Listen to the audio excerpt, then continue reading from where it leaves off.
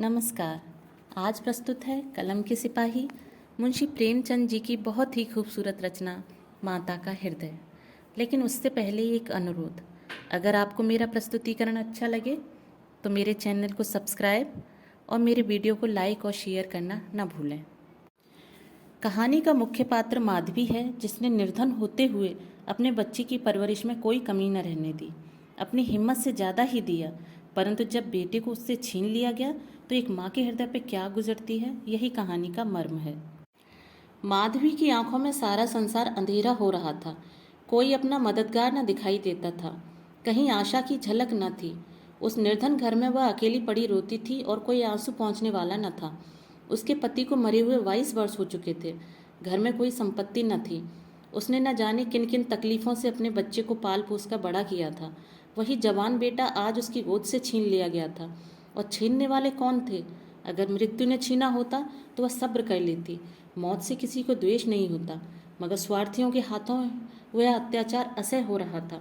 इस घोर संताप की दशा में उसका जी रह रहकर इतना विकल हो जाता कि इस समय चलूं और उस अत्याचारी से इसका बदला लूं जिसने उस पर यह निष्ठुर आघात किया है। मारूं या मर जाऊं, दोनों ही में संतोष हो जाएगा। कितना सुंदर, कितना होनहार बालक था। यही उसके पति की निशानी, उसके जीवन का आधार, उसकी उम्र भर की कमाई थी। वही लड़का इस वक्त जेल में पड़ा न जाने क्या क्या तकलीफ़ें झेल रहा होगा। और उसका अपराध क्या था? कुछ नहीं। सारा मोहल्ला उस पर जान देता था। विद्यालय के अध्यापक उसे प्यार करते थे। कभी उसके कोई शिकायत सुनने में नहीं आई।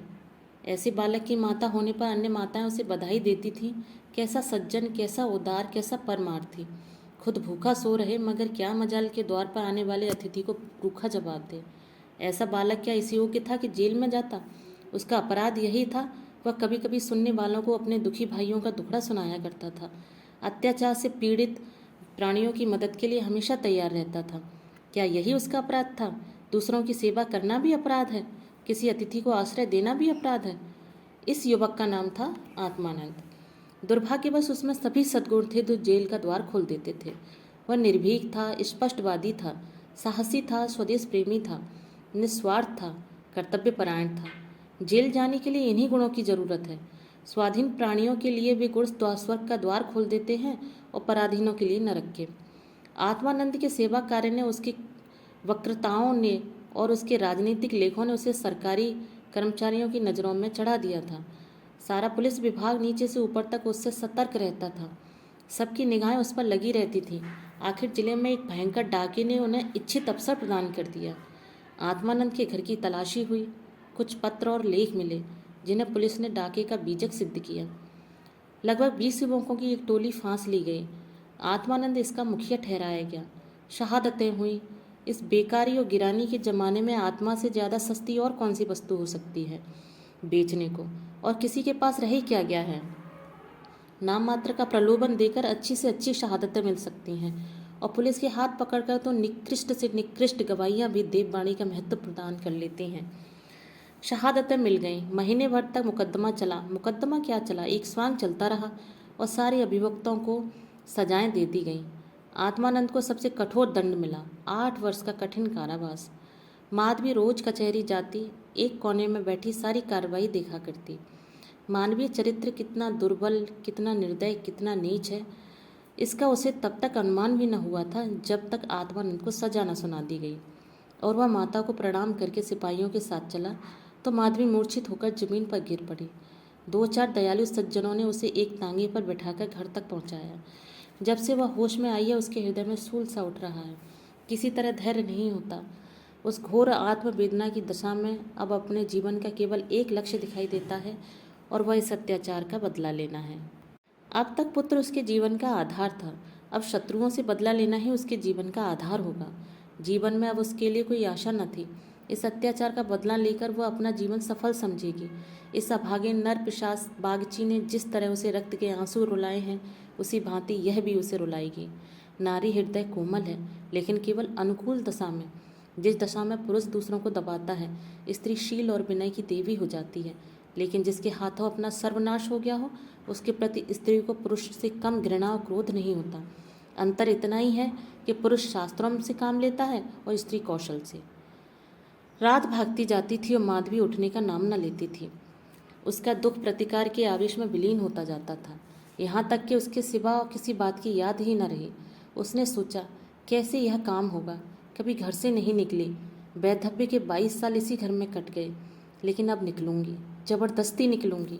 भिखारन बनूंगी, टहलनी बनूंगी, झूठ बोलूंगी, सब कुकर्म करूंगी। सत्कर्म के लिए संसार में स्थान नहीं। ईश्वर ने निराश होकर कदाचित उसकी ओर मुंह फेर लिया है। जब भी तो यहाँ ऐसे ऐसे अत्याचार होते हैं और पापियों को दंड नहीं मिलता। अब इन्हीं हाथों से उसे दंड दूंगी। संध्या का समय था। लखनऊ के एक सजे हुए बंगले में मित्रों की महफिल जमी हुई थी। गाना बजाना हो रहा था। एक तरफ आतिशबाजियां रखी हुई थीं, दूसरे कमरे में मेजों पर खाना चुना जा रहा था। चारों तरफ पुलिस के कर्मचारी नजर आते थे। वह पुलिस के सुपरिंटेंडेंट मिस्टर बागची का बंगला है। कई दिन हुए उन्होंने एक मार्के का मुकदमा जीता था। अफसरों ने खुश होकर उनकी तरक्की कर दी थी। उसी की खुशी में यह उत्सव मनाया जा रहा था। यहाँ आए दिन ऐसे उत्सव होते रहते थे। मुफ्त के गवैये मिल जाते थे, मुफ्त की आतिशबाजी, फल और मेवे और मिठाइयाँ आधे दामों पर बाजार में आ जाती थीं और चट दावत हो जाती थी। दूसरों के जहाँ 100 लगते थे, वहाँ इनका 10 से काम चल जाता था। दौड़ धूप करने को सिपाहियों की फौज थी ही। और यह मार्के का मुकदमा क्या था, वह जिसमें निरपराध युवकों को बनावटी शहादत से जेल में ठूंस दिया गया था। गाना समाप्त होने पर लोग भोजन करने बैठे। बेगार के मजदूर और पल्लेदार जो बाजार से दावत और सजावट के सामान लाए थे, रोते या दिल में गालियां देते चले गए थे। पर एक बुढ़िया अभी तक द्वार पर बैठी थी। अन्य मजदूरों की तरह वह भुन भुनाकर काम न करती थी। हुक्म पाते ही खुश दिल मजदूर की तरह दौड़ दौड़ कर हुक्म बजा लाती थी। यह थी माधवी, जो इस समय मजदूरनी का वेश धारण करके अपना घातक संकल्प पूरा करने आई थी। मेहमान चले गए, महफिल उठ गई, दावत और सामान समेट दिया गया। चारों ओर सन्नाटा छा गया, लेकिन माधवी अभी तक यहीं बैठी थी। सहसा मिस्टर बागची ने पूछा, बुढ़ी तू यहाँ क्यों बैठी है, तुझे खाने को मिल गया? माधवी, हाँ हुजूर मिल गया। बागची, तो जाती क्यों नहीं? माधवी, कहाँ जाऊँ सरकार, मेरा कोई घर द्वार थोड़े ही है। हुक्म हो तो यहीं पड़ी रहूँ। पाव भर आटे की परवरस्ती हो जाए हुजूर। बागची, नौकरी करेगी? माधवी, क्यों न करूँगी सरकार, यही तो चाहती हूँ। बागची, लड़का खिला सकती है? माधवी, हाँ हुजूर, वह मेरे मन का काम है। बागची, अच्छी बात है, तू आज ही से रह जा, घर में देख जो काम बताए वह कर। 1 महीना गुजर गया। माधवी इतना तन मन से काम करती कि सारा घर उससे खुश है। बहू जी का मिजाज बहुत ही चिड़चिड़ा है। वह दिन भर खाट पर पड़ी रहती हैं और बात बात पर नौकरों पर झल्लाया करती हैं, लेकिन माधवी उनकी घुड़कियों को भी सहर्ष सह लेती हैं। अब तक मुश्किल से कोई दाई 1 सप्ताह से अधिक ठहरी थी। माधवी का ही कलेजा है कि जली कटी सुनकर भी मुख पर मैल नहीं आने देती। मिस्टर बागची के कई लड़के हो चुके थे, पर यही सबसे छोटा बच्चा बच रहा था। बच्चे पैदा तो हष्ट-पुष्ट होते, किंतु जन्म लेते ही उन्हें एक न एक रोग लग जाता था और कोई 2-4 महीने, कोई साल भर जीकर चल देते थे। माँ बाप दोनों इस शिशु पर प्राण देते थे। उसे जरा जुकाम भी होता तो दोनों विकल हो जाते। स्त्री पुरुष दोनों शिक्षित थे, पर बच्चे की रक्षा के लिए टोना टोटका, दुआ तावीज, जंतर मंतर, एक से भी उन्हें इनकार न था। माधवी से यह बालक इतना हिल गया कि एक क्षण के लिए भी उसकी गोद से न उतरता। वह कहीं एक क्षण के लिए चली जाती तो रो रोकर दुनिया सिर पर उठा लेता। वह सुलाती तो सोता, वह दूध पिलाती तो पीता, वह खिलाती तो खेलता। उसी को वह अपनी माता समझता। माधवी के सिवा उसके लिए संसार में कोई अपना न था। बाप को तो वह दिन भर में केवल 2-4 बार देखता और समझता यह कोई परदेशी आदमी है। माँ आलस्य और कमजोरी के मारे गोद में लेकर टहल न सकती थी। उसे वह अपनी रक्षा का भार संभालने के योग्य न समझता था, और नौकर चाकर उसे गोद में लेते तो इतनी बेदर्दी सी कि उसके कोमल अंगों में पीड़ा होने लगती थी। कोई उसे ऊपर उछाल देता था, यहाँ तक कि अबोध शिशु का कलेजा मुंह को आ जाता था। उन सबों से वह डरता था। केवल माधवी ही थी जो उसके स्वभाव को समझती थी। वह जानती थी कि कब क्या करने से बालक प्रसन्न होगा, इसीलिए बालक को भी उससे प्रेम था। माधवी ने समझा था कि यहाँ कंचन बरसता होगा, लेकिन उसे देखकर कितना विस्मय हुआ कि बड़ी मुश्किल से महीने का खर्च पूरा पड़ता है। नौकरों से एक एक पैसे का हिसाब लिया जाता था और बहुधा आवश्यक वस्तुएं भी टाल दी जाती थी। एक दिन माधवी ने कहा, बच्चे के लिए कोई तेज गाड़ी क्यों नहीं मंगवा देती, गोद में उसकी बाढ़ मारी जाती है। मिसेस बागची ने कुंठित होकर कहा, कहाँ से मंगवा दूँ, कम से कम 50-60 रुपये में आएगी, इतने रुपए कहाँ हैं? माधवी, मालकिन आप भी ऐसा कहती हैं? मिसेज बागची, झूठ नहीं कहती। बाबूजी की पहली स्त्री से 5 लड़कियां और हैं। सब इस समय इलाहाबाद के एक स्कूल में पढ़ रही हैं। बड़ी की उम्र 15-16 वर्ष से कम न होगी। आधा वेतन तो उधर ही चला जाता है। फिर उनकी शादी की भी तो फिक्र है। पांचों के विवाह में कम से कम 25,000 लगेंगे। इतने रुपए कहाँ से आएंगे? मैं चिंता के मारे मरी जाती हूँ। मुझे कोई दूसरी बीमारी नहीं है, केवल यही चिंता का रोग है। माधवी, घूस भी तो मिलती है। मैं से बागची, बुढ़िया, ऐसी कमाई में बरकत नहीं होती। यही क्यों, सच पूछो तो इसी घूस ने हमारी ये दुर्गति कर रखी है। क्या जाने औरों को कैसे हजम होती है। यहाँ तो जब ऐसे रुपए आते हैं तो कोई ना कोई नुकसान भी अवश्य हो जाता है। एक आता है तो दो लेकर चला जाता है। बार बार मना करती हूँ, हराम की कौड़ी घर में न लाया करो, लेकिन मेरी कौन सुनता है। बात यह थी कि माधवी को बालक से उसने होता जाता था, उसके अमंगल की कल्पना भी वह न कर सकती थी। वह अब उसी की नींद सोती, उसी की नींद जागती थी। अपने सर्वनाश की बात याद करके एक क्षण के लिए उसे बागची पर क्रोध तो हो आता था और घाव फिर हरा हो जाता था, पर मन पर कुत्सित भावों का आधिपत्य न था। घाव भर रहा था, केवल ठेस लगने से दर्द हो जाता था। उसमें स्वयं टीस या जलन न थी। इस परिवार पर अब से दया न आती थी। सोचती, बेचारे या छीन झपट न करें तो कैसे गुजर हो। लड़कियों का विवाह कहाँ से करेंगे? स्त्री को जब देखो बीमारी रहती है। उन पर बाबूजी को एक बोतल शराब भी रोज चाहिए। यह लोग तो स्वयं अभागे हैं। जिसके घर में 5-5 कुंवारी कन्याएं हों, बालक हो होकर मर जाते हों, घरनी सदा बीमार रहती है, स्वामी शराब का लती हो, उस पर तो यूं ही ईश्वर का कोप है। इनसे तो मैं अभागिनी ही अच्छी। दुर्बल बालकों के लिए बरसात एक बुरी बला है। कभी खांसी है, कभी ज्वर, कभी दस्त। जब हवा में ही शीत भरी हो तो कोई कहाँ तक बचाए। माधवी एक दिन अपने घर चली गई थी। बच्चा रोने लगा तो माँ ने एक नौकर को दिया, इसे बाहर से बहला ला। नौकर ने बाहर ले जाकर हरी हरी घास पर बैठा दिया। पानी बरस कर निकल गया था। भूमि गीली हो रही थी, कहीं कहीं पानी भी जमा हो गया था। बालक को पानी में छक्के लगाने से ज़्यादा प्यारा और कौन सा खेल हो सकता है। खूब प्रेम से उमंग उमंग कर पानी में लौटने लगा। नौकर बैठा और आदमियों के साथ गपशप करता रहा। इस तरह घंटों गुजर गए। बच्चे ने खूब सर्दी खाई। घर आया तो उसकी नाक बह रही थी। रात को माधवी ने आकर देखा तो बच्चा खांस रहा था। आधी रात के करीब उसके गले से खुर खुर की आवाज़ निकलने लगी। माधवी का कलेजा सन्न से हो गया। स्वामिनी को जगाकर बोली, देखो तो बच्चे को क्या हो गया है? क्या सर्दी वर्दी तो नहीं लग गई? हाँ, सर्दी ही मालूम होती है।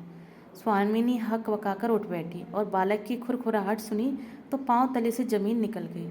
यह भयंकर आवाज़ उसने कई बार सुनी थी और उसे खूब पहचानती थी। व्यग्र होकर बोली, जरा आग जलाओ, थोड़ा सा चोकर लाकर एक पोटली बनाओ, सेकने से लाभ होता है। इन नौकरों से तंग आ गई हूँ। आज कहा जरा देर के लिए बाहर ले गया था, उसी ने सर्दी में छोड़ दिया होगा। सारी रात दोनों बालक को सेंकती रहीं। किसी तरह सवेरा हुआ। मिस्टर बागची को खबर मिली तो सीधे डॉक्टर के यहाँ दौड़े।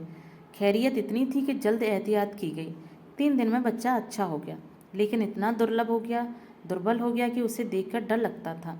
सच पूछो तो माधवी की तपस्या ने बालक को बचाया।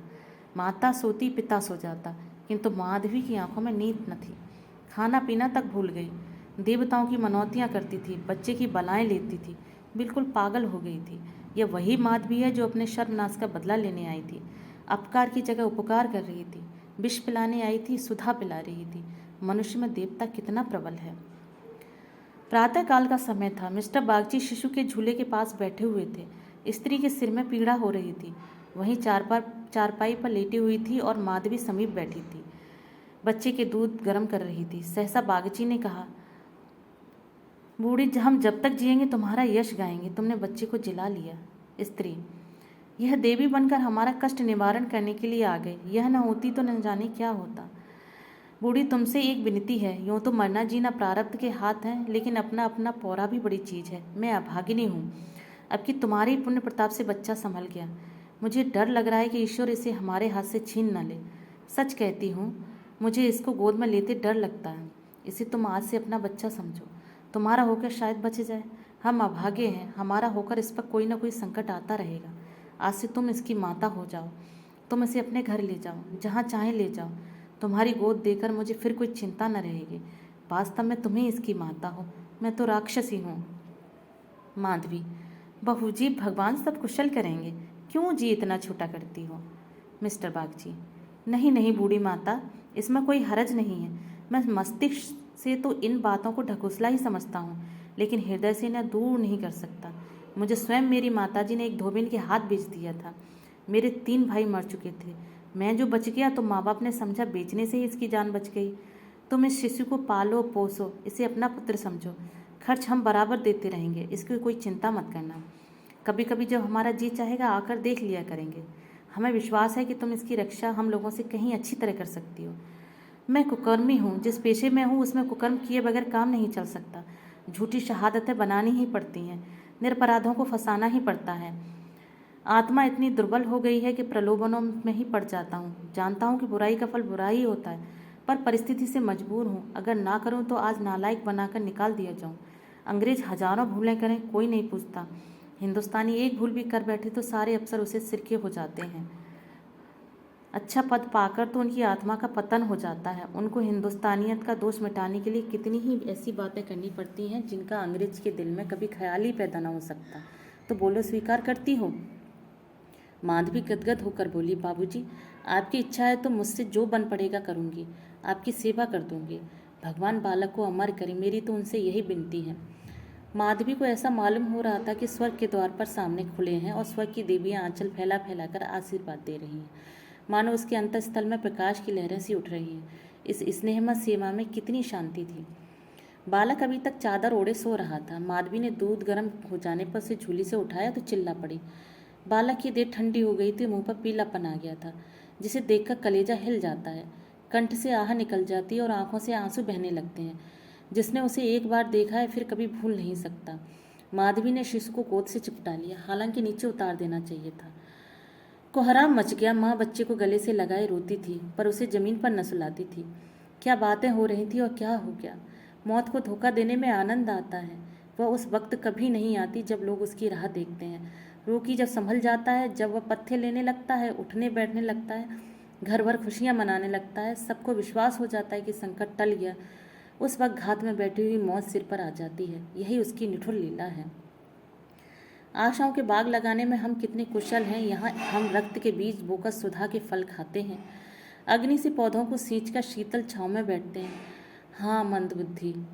दिन भर मातम होता रहा। बाप रोता था, माँ तड़पती थी और माधवी बारी बारी से दोनों को समझाती थी। यदि अपने प्राण देकर वह बालक को जिला सकती तो इस समय अपना धन्य भाग समझती। वह अहित का संकल्प करके यहाँ आई थी और आज जब उसकी मनोकामना पूरी हो गई तो उसे खुशी का फूला न समाना चाहिए था। उसे उससे कहीं घोर पीड़ा हो रही थी, जो अपने पुत्र की जेल यात्रा से हुई थी। रुलाने आई थी और खुद रोती जा रही थी। माता के हृदय दया का आभार है। उसे जलाओगे तो उसमें दया की ही सुगंध निकलती है, पीसो तो दया का ही रस निकलता है। वह देवी है, विपत्ति की क्रूर